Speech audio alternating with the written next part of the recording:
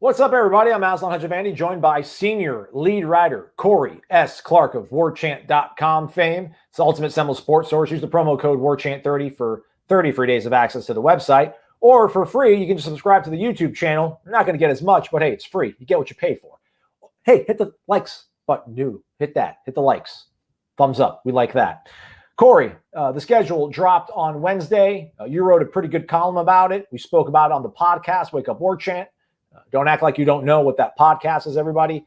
But I guess now it's time to take maybe another kind of look at this schedule. Again, we know it's 10 plus 1 for the time being, 10 conference games, and then a one to be filled in later. We'll see if that happens or not.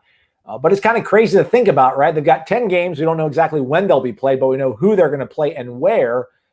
But it's a whole bunch of different teams than we thought, 2-3 days ago.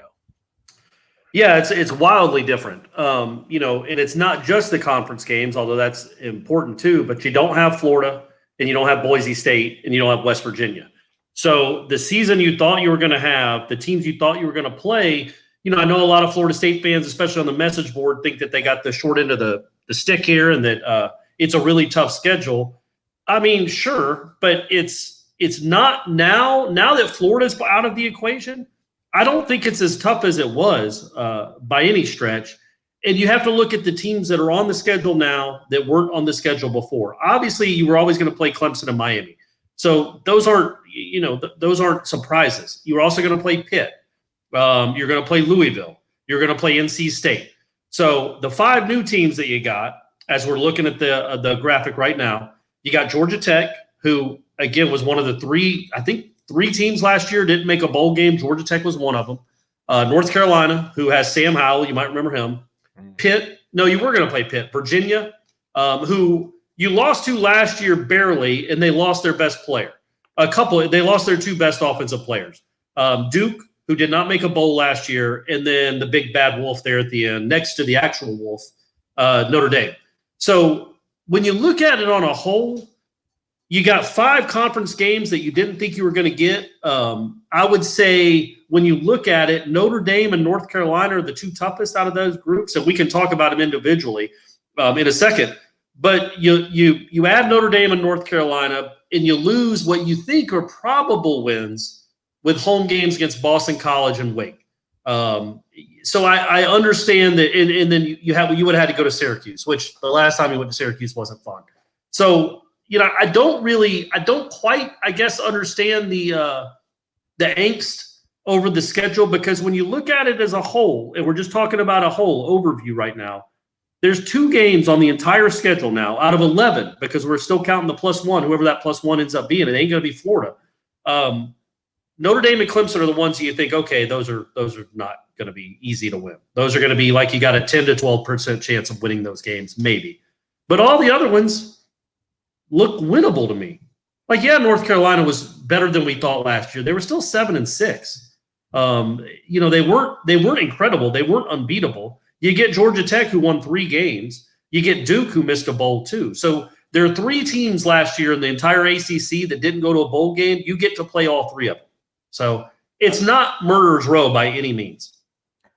I think 4, right? Duke, Tech, Syracuse, and NC State didn't make bowl games. Oh, okay, right. So out of the 4, you get to play 3 of them. Yeah. So I feel like you did all right. And you also got to play Notre Dame, which is a bummer. I get it. If you're scared of competition. No, I mean, I get that Notre Dame, although that doesn't really matter this year, I don't think. Notre Dame is a tough game, a very tough game. Well, so was Boise, and so was Florida. Boise. How many teams? Scared of Boise? You weren't scared of Boise like a week ago, Corey. Well, not scared. I'm not scared of Notre Dame. I'm not scared of anything, Aslan. That's true. Me. I'm not scared of anything. I'm as brave as they come. But when you think about how many teams last year in the whole country won 12 games, there might have been 3, and Boise was one of them. And then you get at Boise off the schedule, which again, I think you could maybe say that was a coin flip, but I don't know in your second game or third game that you think you're going to go up there and beat a team that's used to winning 11 to 12 games a year. And all those guys are back from last year, the skill players anyway. So you lose Boise off the schedule and you lose Florida off the schedule. I think when you look at it as a whole, the 12 games schedule they had compared to the 11 games they have now. Let's just say Samford is the 11th game if they actually do an and one. I think by and large it's an easier schedule now that Florida is off it. That's crazy, though. I mean, you say that, and I kind of agree with you, but that schedule had Wake Forest and Syracuse on it, and they're no longer on. But I guess it's been swapped out with Georgia Tech and Duke. Yeah, right. You know, yeah, I mean, it's kind of crazy when you think about that. You've added Notre Dame to your schedule, and somehow it's easier. But I guess it's the loss of Florida because most folks. I know there's a lot of people that watch this and are like, you're not speaking for me. Bring on Florida. I'm not scared. And I don't know what just happened to me. I just disconnected. I don't know if can you still hear me at least, Corey? I can hear you, man, but you turned into like a black dot. I don't know. Yeah. I think it's a Florida State fan base telling me to go home. Right. Yeah. Okay. I guess maybe that Florida game is just that much of a sort of gray cloud that hangs over your season when you go into a year thinking that, you probably don't have the upper hand on them. Is that kind of the prism that's changed everything for you? Yeah, no, not having the Florida game changes the whole dynamic of the schedule to me. You've lost Florida and Boise, and you've added Notre Dame. But I think in the end, that comes out, you're still ahead as far as games that you can actually win. Can you hear me still? Oh, yeah. I'm just unplugging stuff here, trying to get my. But if you look at the games that were added, again, you're not scared of Virginia at all. I think Virginia and Wake, that's a push as far as home games. I think Duke and Boston College is a push. I mean, I think both those games are both eminently winnable, just like Boston College and Wake were. Syracuse, at Syracuse, I don't know. I don't know if you think you're going to win that game or not. Like I said, 2 years ago, that certainly wasn't fun. Either way, I think, again, you go into this season, you have 11 games. Again, theoretically, let's just keep Samford as the +1 because it's not going to be West Virginia. It's not Boise or Florida, obviously. So out of those 11 games, you're looking at a schedule now where 2 games against elite teams, which before the season started with the old schedule, how many games were you playing against elite teams? 2, right? 2. Yeah, it was still 2 in Florida. So what did you lose really? But you also had a game at a team that finished in the top 15 in the country and won 12 games last year. You were going to have to go to Idaho to play a football game. You're not doing that anymore. Now, none of these games are automatic wins. Louisville's not an automatic win. NC State, Georgia Tech, none of them are really. But they're all winnable, except I think for the ones at the beginning and the end of that string of games right there. To me, and even then, Notre Dame it's not 1988 anymore. I mean, I know they were 11-2, but they're not incredible. They're not unbeatable. It's just that's a lot to ask for Norvell and his staff to take a team that was just pummeled and embarrassed by them 2 years ago and make them a team that can actually go beat that squad. But that's not Alabama. Notre Dame is not Alabama or LSU. You can go win that game. I'm still trying to understand this, though. I mean, like you do make points, but I mean, you've swapped out Florida and Notre Dame practically. And then these other games, I mean, don't look that much more, manageable than what you had, I guess, with Wake Forest and Syracuse. But I guess what is manageable in 2020 when it comes to Florida State football? I mean, that's an honest question. What is manageable? Because like I said, there's no team on the schedule. Maybe Georgia Tech and Duke, but there's no team on the schedule that you think, okay, that's an automatic win. They're just not around. So who would you want Florida State to be playing? Okay, you can say I want to play Wake Forest without Jamie Newman. You played Wake Forest last year without Jamie Newman. It didn't work out. Syracuse, sure, maybe that's a win. Maybe Boston College is a win. Okay, but what's the difference between Virginia and Boston College or Duke and Syracuse? There isn't any. Yeah. You've got enough mediocre teams on this schedule that if you're going to have a nice season, if you can beat Virginia, you would have beaten Boston College. Right. I just think that they've been filled in. I just think, again, with losing Florida, you go into this season now with a possibility that 8-3, 9-2. You could. Wow. I mean. And I think you started the season in the old schedule because I don't think Notre Dame, again, I think Notre Dame will be favored against Florida State. I think Notre Dame was likely to win that game, but it's not impossible. I've watched Florida State play Florida the last 2 years. None of that seemed to me to point to a team that was going to be able to compete with them this year. You get them off the schedule. Again, I don't like it. I wish they were playing Florida. But if we're looking at it from a pragmatic standpoint, in a wins-losses standpoint, I think you've replaced Notre Dame with Florida. So even if you say, okay, we're going to assume both of those are losses, there's no other team on the schedule that has been added that you're like, oh, boy, that's tough. I mean, look, no, again, North Carolina is more difficult than Wake Forest. But is North Carolina more difficult than Boise? I guess maybe that's the way to look at it then, probably, right? I mean, I'm not scared. I mean, I know Sam Howell is great. I know he's good. They were 7-6 last year. Now, all their losses were by a touchdown or less. I mean, they were really close in a lot of them, but they also won a lot of games close. This isn't a North Carolina team that should be like, it's not a top 10 caliber team. I know we think Mac's done a great job and he's done great on the recruiting trail. There are still some big holes on that Carolina team. They do have an exceptional quarterback and some big-time wide receivers, though. All right, then. Well, I mean, how do you want to look at it now? I mean, you want to go, we're going to do win and loss. Are we going to pick it out right now, Corey, on this day? No, let me just give you a little breakdown of each of the teams that were the new ones. So the ones the new ones. Okay. All right. So Georgia Tech, you want to sweeten the pot first? Yeah, so they won 3 games last year. Not great by any stretch of the imagination. It's the second year of a rebuild when you're rebuilding an entire offense. Now they do return 16 or 17 starters off that team, and they will be better because it's hard to be much worse than they were. But still, that's a team that you have a wide discrepancy in talent from your team to their team. You should win that game if you're well coached. That, to me, is as easy a W as anything that was on the schedule before, probably more so. So I'm going to say that. I think you chalk that up as a win. That is a win that the ACC gave Florida State, as long as, injuries or, whatever else might happen to a player in the next couple of months don't happen, that Florida State should be favored to win that game and should win that game. I mean, it's going to be a team that's hallmark is going to be defense. Jeff Collins, the head coach there, was at Florida for a little bit as defensive coordinator, and then went to Temple. Did he actually? Yeah, he coached them at Temple. Manny Diaz is the one who took the job and never coached the game. Yeah, and they're going to be offensively challenged, though, just like they were last year. Because, again, all the guys on that roster, or many of the guys on that roster, were recruited to run a completely different offense. Right. Okay.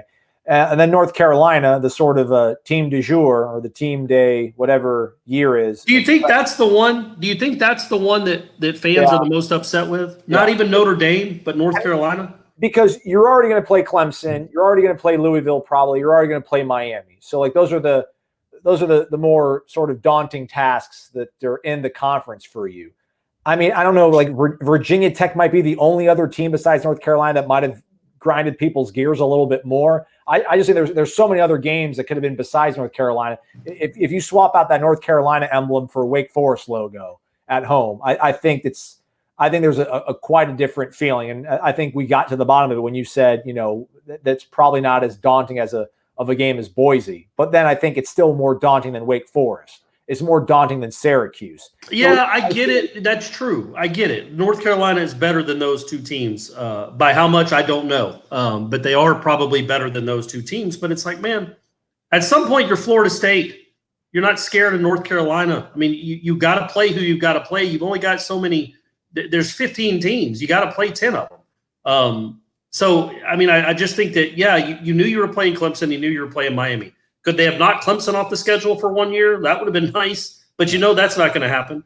So you do have to play probably, when you look at it on talent, I guess you throw North Carolina in there. You probably have to play the 4 most talented teams in the ACC. When you talk about Clemson, North Carolina, Miami, and Notre Dame. But other than Clemson and Notre Dame, Miami and North Carolina are eminently beatable. And you have to play good teams. I mean, again, imagine if we were in the SEC. Who would you be playing? Yeah. Like, this isn't a murderer's row, and you're Florida State. You're one of the elite programs in the country. This is not a schedule that should scare you. Yes, they could have given you Wake instead of North Carolina, and then you would have had. But you also play 3 of the worst teams in the conference too.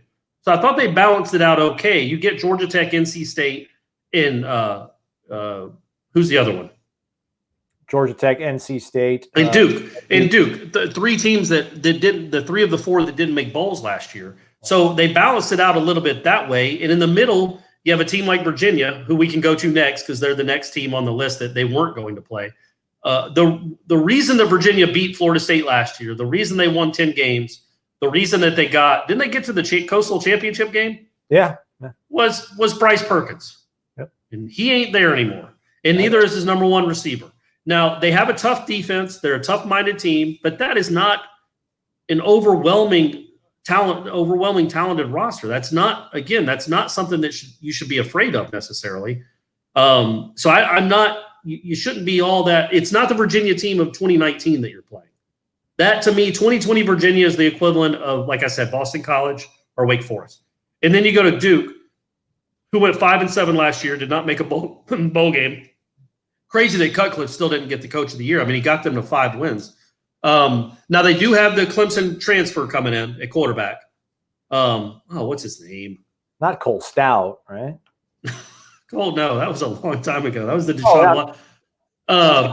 Is it Chase Bryce or Bryce Chase? Bryce, there you go. Yeah, there we go. I'm sorry, man. Bryce Stout. NASCAR. Yeah, that's how I like to say it. Chase Bryce. Charlie Whitehurst. They got Whitehurst coming in. Yeah. So they do have probably a decent quarterback, but that's a team that went 5-7 last year. They gave up a lot of points. Not a great football team by any stretch of the imagination. That should not scare anyone. And then obviously you were already going to play Louisville, Miami, and NC State. Louisville again. You've beaten them 2 years in a row, which is incredible. Willie Taggart only had 9 wins at Florida State, and 2 of them were against Louisville. So you own that program. So that shouldn't scare you. Miami's going to be tough. NC State is another team that didn't go to a bowl. Offensively challenged last year, really weren't good in anything. And then so that shouldn't frighten you at all. And then you got Notre Dame, who should, because they're really good. They finished 11-2. That's going to be a tough one. But you're going to have to play tough games every now and again. I hear a lot of FSU fans, they say, when is this conference going to stop screwing us? And if they keep screwing us, can we get out and join the SEC? Well, buddy, what would that row of teams look like if you were in the SEC? Like this isn't that hard. You can get 7 wins out of those 10 games. That's not asking a ton. Those aren't unbeatable teams. You played good quarterbacks before. Sam Howell is not Jesus. He is a very nice player, but he can be beat. The proof of that is that he was beat 6 times last year, so it can happen. I think the Pitt game is a doozy, but that was one you were going to play anyway. That's not one that was added. Maybe they could have dropped Pitt for Wake Forest because Wake Forest is closer than Pitt. If you wanted to keep it more regional, you could have kept Pitt up north and maybe not. It maybe brought West Virginia or Wake Forest to Tallahassee. But other than that, it's when you take Florida out of the equation and Boise State out of the equation, and you add Samford. That's 11 games, 7-4, 8-3 certainly seems doable to me. By the way, so does 3-8. Yeah. All right. I thought you said 9-2 a minute ago. North Carolina, by the way, lost to Wake Forest. I think they should have like another play. I think at the end of the game, they should have like an untimed down to be able to have a shot at winning that game or tying it up. They lost to App State. They lost to App State by 3, Clemson by 1, lost to Virginia by a touchdown, lost to Pitt by a touchdown in overtime. So, they're definitely a team that's probably a few breaks. What were their wins though? South Carolina, Miami. But by how much is what I'm saying? 1 possession. They beat Tech by 2 possessions. Beat Duke by a field goal. But hey, anytime North Carolina and Duke play, you know how that goes. Those records out the window. So when you look at that, when you look at their the 7-6 record, you could be like, oh man, they were really close to going 12-1. Yeah, they were also close to going 2-11, 2-10, I guess. Like the Miami game, I think they won on the last drive of the game. The South Carolina game came down to the last few minutes. Like you said, they beat Duke by a field goal. So all their games were close. So again, it's not an overwhelmingly talented team. It's got a very good quarterback. Yes, it could be better for Florida State if they were playing Wake Forest, but I doubt North Carolina is all that fired up about playing Florida State either. If you want to put the shoe on the other foot and think how North Carolina fans feel if they're actually thinking about football, they're probably not all that fired up that instead of playing whoever, they now have to play Florida State. At Florida State in front of 11,000 or 15,000 fans. All right, so Clemson, loss. Yep. Georgia Tech, a win. North Carolina. I'm saying coin flip, but a win. All right, I'm going to say loss. Pitt. Okay. Win. All right, Virginia, I'll say win. Yep, we're 4-1 right now on Corey's board. So 3-2. Duke, that's a win. Yep, we'll go 5-1 now. It's a road game though. Get ready. That's true. You know me and my boy Scott Satterfield, man. That Louisville game scares me. I will say win though, I guess. They own Louisville. I'll say win. I'll say win too. Yeah. So I'm at 6-1. All right, I'm at 5-2. Miami. I'm going an L on that one. All right. I didn't want to be the one to say it. I'll go ahead and say it because I think one of those games that I have as a win could easily be a loss. I think a couple of those legitimately will be coin flip games. So I think 6-2 after those 8 games is certainly doable. And then you beat NC State and you drop to Notre Dame and then you win your +1 if they have a +1. So yeah, you're 8-3, 8-3, 7-4, and there's always a chance they could knock off Notre Dame. There's always a chance. And Florida ducked them, so what are you going to do?